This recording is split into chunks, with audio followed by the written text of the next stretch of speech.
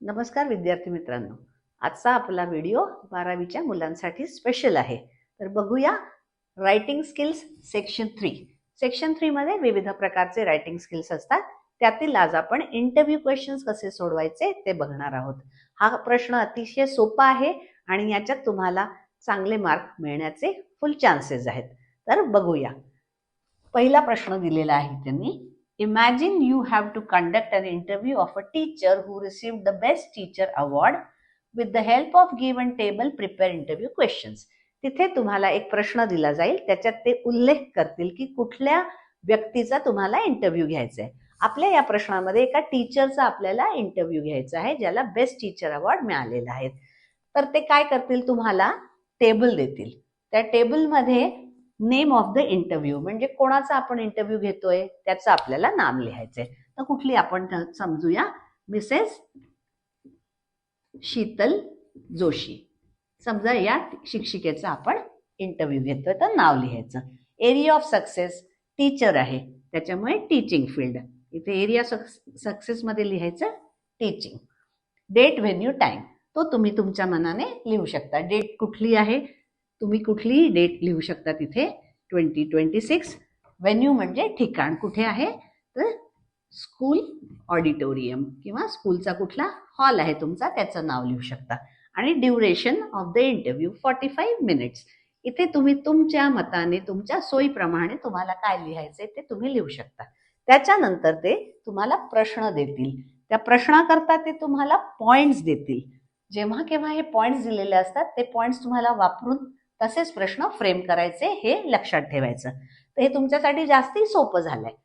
त्याआधी प्रश्न फ्रेम करायच्या आधी आपल्याला त्यांना वेलकम करायचे. Good morning madam, welcome to the show किंवा वेलकम टू द इंटरव्ह्यू यांनी सुरुवात करायची. आणि शेवट आपण आधीच बघूया, thank you madam for sparing your valuable time.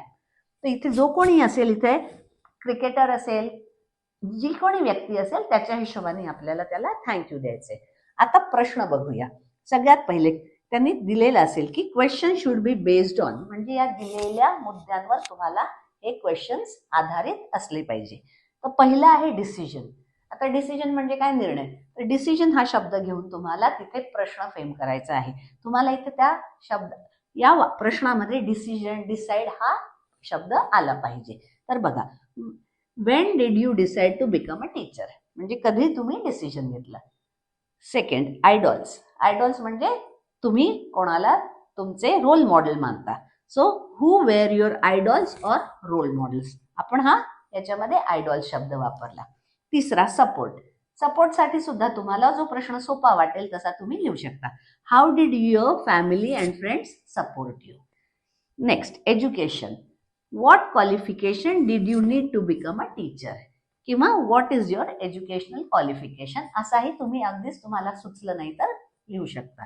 त्याच्या पुढे training. Can you tell us about your training programme.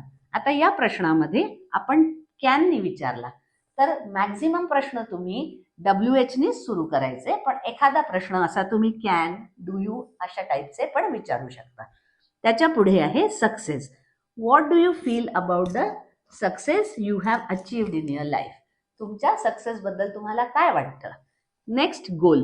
What is your goal in life. त्याच्या पुढे आहे, हा कॉमन क्वेश्चन असू शकतो, message. What is your message to new teachers. आणि परत एंडला, thank you madam for sparing your time.